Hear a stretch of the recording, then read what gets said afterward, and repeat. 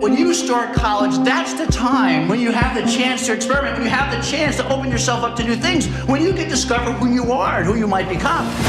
Tell me one thing. Yes. Is my daughter going to have a job and she's not going to come back home after it's done?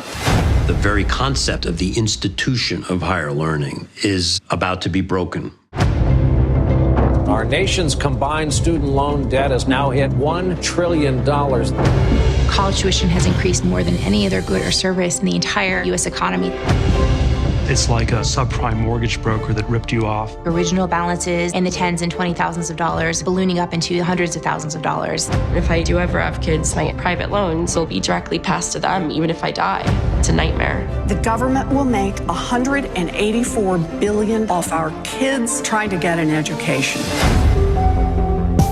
Colleges have turned into these large businesses. It's a feeding frenzy to outbuild your rivals. It created a race.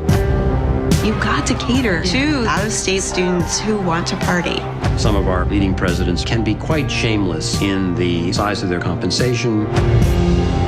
The older generations that criticize the millennials grew up in a time when you could go to a state university and pay your way through with summer jobs. There's going to be a collapse. People just don't want to pay for it anymore. There's all sorts of things that got us into this mess, and it wasn't the cost of educating the students. I want this for my kids. It's just too bad it costs $60,000 a year. Peter Thiel is offering college students $100,000 if they drop out of school and start their own business.